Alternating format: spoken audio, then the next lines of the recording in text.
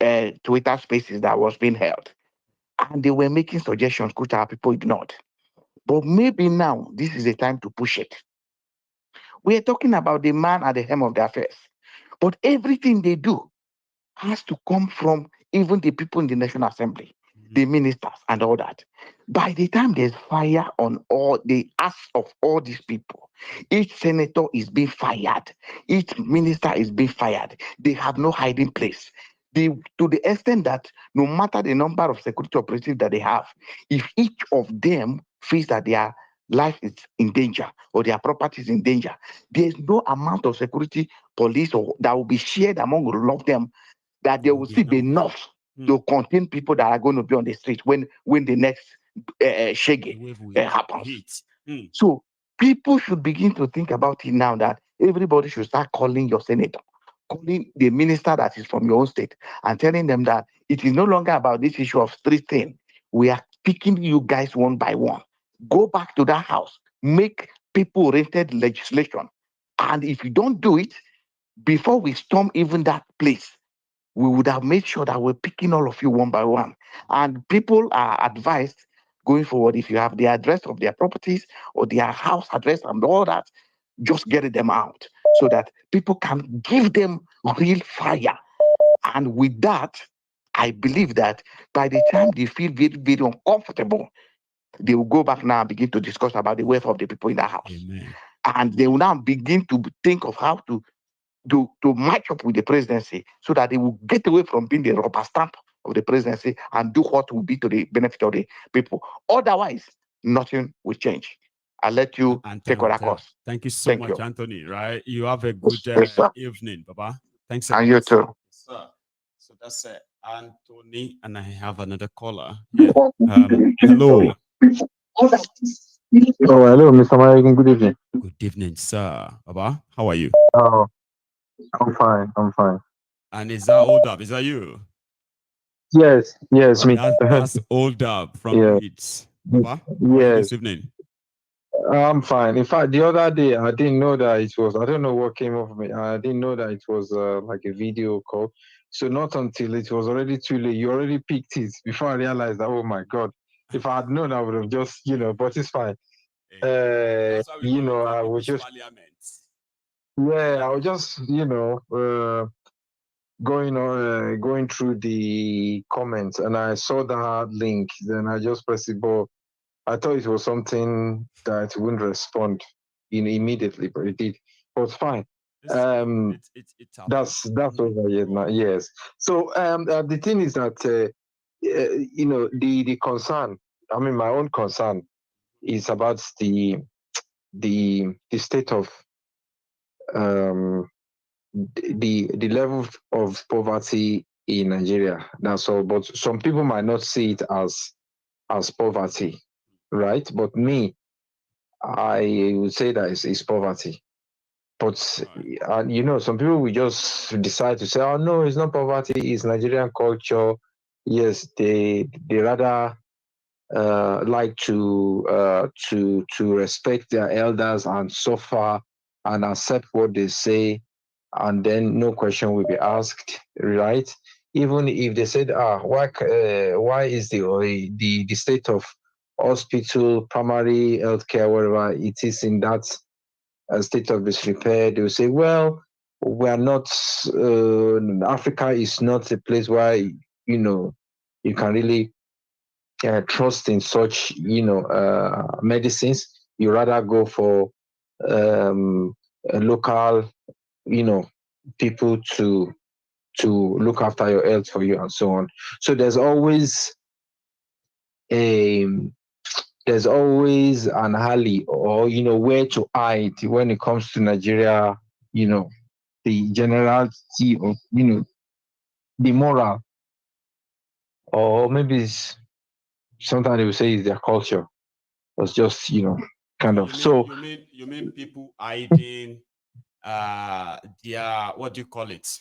I mean, hiding behind culture. Behind to one thing or the other. Yeah, to do a lot of wrong things. For example, from taking responsibility as it should be, and they can hide behind this culture and say, well, that's how we do it here. So your example Yes. of using modern medicine or using our normal traditional medicine and all that stuff. Okay. So I'm trying to kind of put it together. Go on. So that's why the other day, Mrs. Remi Chinumbu said, "Oh, why can't people go and be planting tomato behind in their backyard or whatever?" So if something is not working, they will always find something to say, and then they will. So you believe that the reason why we always have that is because our people are poor, like it's poverty, while other people are saying no, it's just a culture of trying to escape responsibility. For example, as leadership, for example, right? When leaders are not taking responsibility and saying, "Oh, we are sorry, we can't give you." No, sorry, we are not sorry that we can't give you food, right? But why don't you just go and plant something to grow, to feed your family, instead of you waiting for us to give you food? And then others will say, "Oh, that's true. You see, it's a very good idea." So we are not saying it's not a good idea. Why is it coming from the people who are responsible for providing food in the first place? Why are they the ones advising you to say, you know what? Yeah, we can't provide you food. So what? Why can't you grow your own food? Exactly. So, yes, they should have included it in their manifesto. At least use it as electioneering strategy. That okay, we are promoting self sufficiency. You plant your own food, so you don't have to rely on governments and things like that. That is what we are promoting. So please vote for us and whatever. And then we can see if people really want, if people decided to say, okay, that's what we want to, okay, then fair enough. But not after you've said that is it Agbado, is it Gary, there's no problem. 50 million youth, they will be taking. I know. Hold up. Taking to the army. I'll take another one. Okay, yeah. Bye-bye. And we are competing with armed robbers and the bandits to recruit from the youths who are unemployed. 33% unemployed.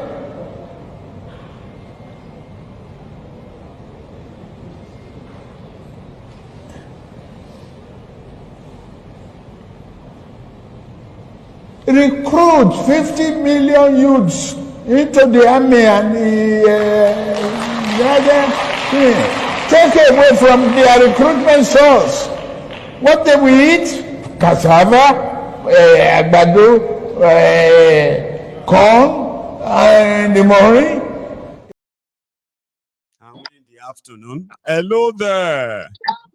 Hello, Agamayuku. How are you, sir? Good evening. I'm fine.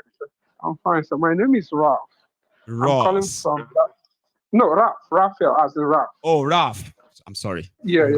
So it's gonna be like a Raphael, right? How are you doing tonight, sir? Yeah. Please. I'm good. I'm calling from Dallas, Texas, in US. Yes.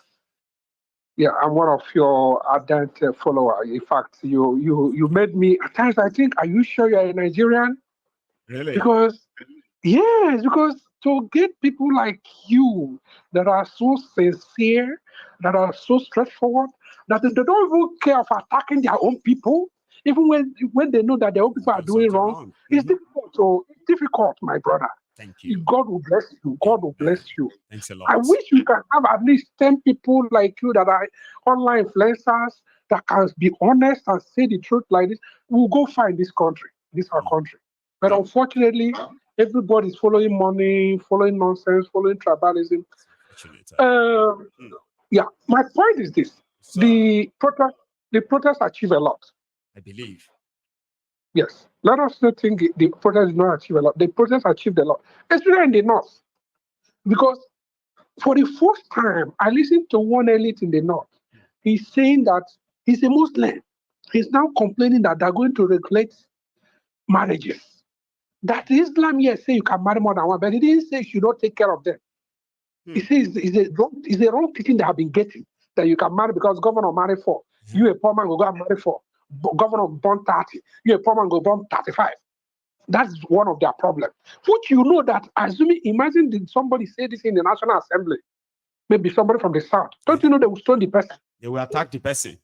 They will attack the person, stone the person. But look at now, they are now realizing their own mistake, their own fault. There are so many exposés that came to light in the last 10 days. I know. Yes. So some of them are naturally now detached from Tinubu. You get? Raf, in the last 10 days, okay, we have also seen that the Northern Nigeria people, they are not just angry at Tinubu, they are angry at their own politicians too. They went for all of them. Those ones they really like in Jigawa or in Yobe, including the sitting government when they want to enter the government houses. They knew where their problems were. And that too was very significant in this last 10 days. Thank you. And you see another thing that unfortunately our Tinubu is delusional. You know why here people are delusional? They are still thinking of 2027. Where are you getting? Election. Where are you going? Even to rig the election? Where are you going to rig it? Is it in the north? Is it in the east? Is it in the south? Is it even the southwest? Even the Lagos? He knows. Even in Lagos, he cannot get anything in Lagos. So again, I want to tell our people, when I mean our people, all good Nigerians, that I'm an Igbo man. Average Igbo man is not against average Yoruba man. Average Yoruba man is not against average Igbo man. No. These are criminal gang who lost the election in Lagos embarrassingly, because in the true result, Tinubu did not get 25% in Lagos. Of course. That's why that anger. So, and they felt that let us introduce that tribal war. So that some gullible Yoruba and some gullible Igbo will say, hey, Igbo people want to take over our Lagos. Igbo people will not take over our Lagos. They're not going to take over our Lagos. No. Tinubu is not fighting for any Yoruba man. No. Trust me. He's only fighting for himself and himself alone. Is it not obvious now? Who are the people who are shouting about power now? Yes. I'm glad that somebody like you are there. Please, I encourage you. Continue to do your good job. I will. The little we can support you, we'll always support you. Thank you. I'm glad that somebody like you exists in this our country. Thank you, God. One day God will see us through. Thank you so much. To that, keep faith. Have a good one, sir. Yeah. Yes. You too can call in and then express your own personal view. But here is for those of our own members. See, we are currently mobilizing the like-minded Yorubas all over the world, that we could actually come together under one big, massive platform where we have a shared goal, mission, and responsibilities that has to do with Yoruba land. And that is called the Yoruba Union. If you come across the website and you want to sign up, this is how you should go about it. A quick one. There are 2 steps to successfully sign up into the yorubaunion.org website. Once you get on the landing page, you click on Join Now. Once you click on Join Now, you select your choice. For example, I click on my own editable choice. Click on Select. I choose my price. If I decide to leave it as £1 or £10, the minimum amount is 10. Let's say I select £5, and then I choose my username.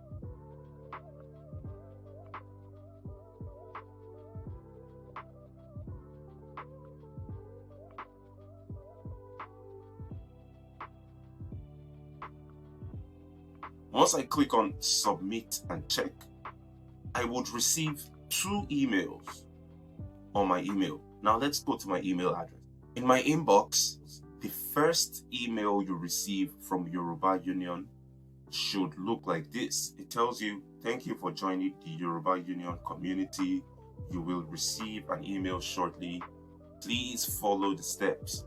Click on the bold text to verify your email. So after receiving this first email to confirm that your registration was successful, then you will receive a second email. So it's 2 emails back to back. So I'm going to go to the second email that was received, and this is the second email. It states here, important, you must follow this link to confirm your email address before your membership is fully activated. So you have to click on this link, whether you're doing it on your computer or your mobile device. click on this link or copy the link and paste it in a new browser, that's the only way that your membership will be fully verified. Otherwise, what would happen is you would still have access to the website if you don't follow this link, but you wouldn't have access to many features on the website. It'll give you error messages like you are restricted. So I hope this really helps in registering, in logging you into the yorubaunion.org website. Thank you. Thank you. I have a caller. Sorry for keeping you waiting there. Hello, you there? Hello, my brother. How are you, ma'am? Lady Beatrice. Is that you, ma'am? Yeah, I've been trying for quite a while. Oh my. How are you? I thank God. When we see another day, we glorify God. Amen. Unfortunately, it's been a while. Yeah, it's quite a while. But I have tried and tried. I gave up. I said, maybe you have blocked me out. I don't know what's going on. I won't do that. I tried with phone direct. It's not working. So I'm calling you now with my WhatsApp. That's good. So it's good to have so you here. can at least see my picture. You can see I have my picture on my WhatsApp. You can see who is calling you. Yeah. Oh, the ugly face. It's always a battle, right? And most of the time, mine is just that once I turn right, whatever is on the screen, at the end of every call, I just take it. So I'm glad that you were able to hold on for that 2 minutes. If not, it's all right. I knew that I was in. Otherwise, the information this guy was given would not be appearing on my phone. That's right. So I decided to be patient. Yes. It's good to have you. I just want to encourage you, congratulate you, and tell you that what you are doing for the whole Nigeria, God can see, God is seeing it. And the Bible said that what we sow is what we reap. That's right. You are sowing for peace and you are sowing for good governance. You are sowing for everybody to be at peace. Equality, equity, justice. Equity, justice. And some just want to devour everything and they don't care about tomorrow. Imagine the group of children, students, people dying every day. Then I saw this guy that is kidnapped with his daughter. It's so heartbreaking. And if these people think that because they are not the one directly involved, there's no problem. Nobody knows. According to we Christians, the Almighty God said that he will come to us like a thief. Nobody knows when he will come. And everybody will be visited. It's unfortunate that people, I sent somebody some tip. Now, these days, I switch off my phone, which I normally don't do, because I can't cope with the calls and the support needed. And it's touching me. Sometimes I can't sleep because these people don't know why I switch off my phone. I wish I had enough. I would give to everybody. So if not God, I wouldn't be alive today to be talking to you. So every person, those wives of these evil people, should remember to speak. Their children should remember to speak and say, Daddy, this thing you are doing, you are not helping our future. You're not we cannot be, you can't live by hiding. In Nigeria of those days, you could mix up with children of the rich.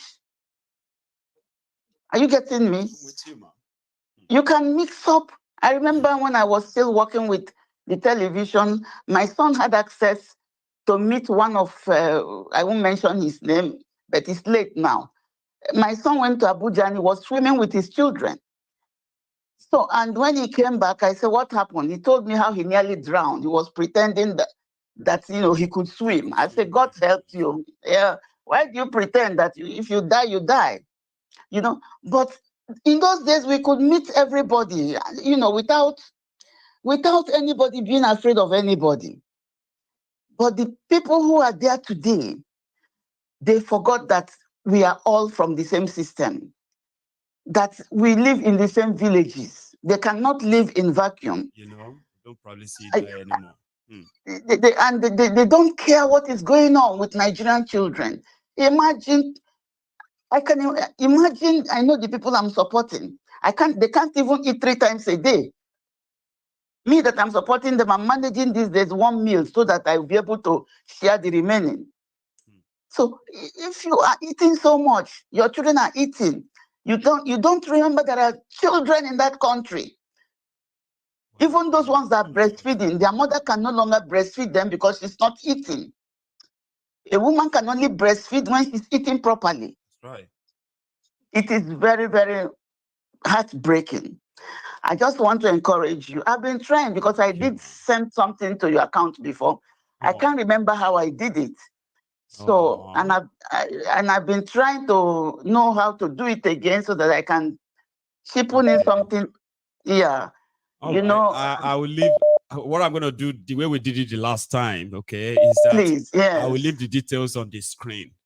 So when you drop the call, you can just you can write that out. But I mean, no matter how small, I understand, but I mean, you are also helping hungry people. You are also helping hungry people over there. I know. You are helping the poor. It is unfortunate. Look, 2-3 years ago, I was 7 months in the hospital. If God did not wake me up, I won't be alive today. So people should remember that our lives are not in our hands. You get? No matter who you are, it's in the hands of God. And we are meant to love one another. I don't care whether you are Christian or Muslim. We are meant to love one another. Not like this way we are treating ourselves enough that when we have chance of touching lives and changing people's lives, it's horrible. My father was make it worse. Yeah, my father was a railway person. We lived at Ofa, Ofa, Kwara State. We lived in Lagos, Ofa. Some of us were born in Ofa, some in Lagos. We knew the Oba of Ofa. My father named one of his children, Sonny Ade of Ofa. My father knew him personally. So when that man died, my father named his one of us King. After him, yeah? After him. So we are one. And when we ran away during the war, that's the landlord in whose house we lived. He did not allow any pin of my parents to get missing. He packed everything into a particular store, knowing that one day these people will come back. Where are those people of that day? They are Yorubas. We all speak Yoruba. My father was a fluent Yoruba speaker. They still exist, man. They do, but these days, most of them are now afraid to speak up against those who are pushing tribal. Must go. Igbo must die. What has Igbo done to you? Unfortunately. What has Igbo is not even shouting. Igbo is not doing anything. Emilokon is the one doing something, and you are shouting Igbo, Igbo, Igbo. It's really this divide and rule they are sowing. I'm happy that they are also those ones who support him are the ones crying mostly today. Can you see? They are the ones crying mostly. That's why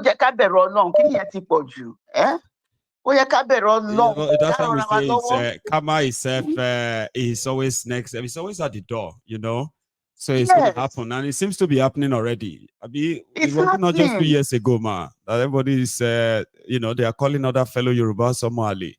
I want look. Then a year after that, being power. Can you call that a karma or what now? You see, the same women in the marketplace who are telling us how Emilokon is their brother, they are the ones crying. You get? Have they seen any Igbo crying in their midst? No. And no matter what happens, they are still saying Igbo, Igbo. Igbo must they have go. To drag Igbos into it. It's unfortunate. That's what they have achieved. Igbos will survive anyway. I went to Manchester, not Manchester, somewhere near New York in those days when I lived in New York. I went to that city, I've forgotten the name now. And I was thinking, there won't be Nigerians here. There definitely will not be. In the late 70s, I was surprised to see 2 Nigerians coming, and they are speaking our languages. Then I asked them, so you live here? They said, what are you looking for? They were the ones that saved me because I was also looking for small job to pack myself up before I go back home.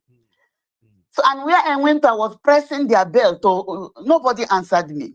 So when I came out, I saw them. They said, "Ah, madam, God loves you. This is a racist city. It's racist city. It's very close to New York. I don't know why I'm forgetting it. You know." He said, "Better don't knock the door again. This place you are now is for racist people." They are my people. Immediately I understood their language. I greeted them. We used to love one another in school, in primary school, in second. In second, I went to Yoruba school. I could speak Yoruba more than I could speak Igbo because I was raised in Lagos. But these people came, they want to divide us. They want to scatter us. They are not God. I suffered leukemia cancer for 12 years. I'm still alive. They will not suffer leukemia. Something else will kill them one by one because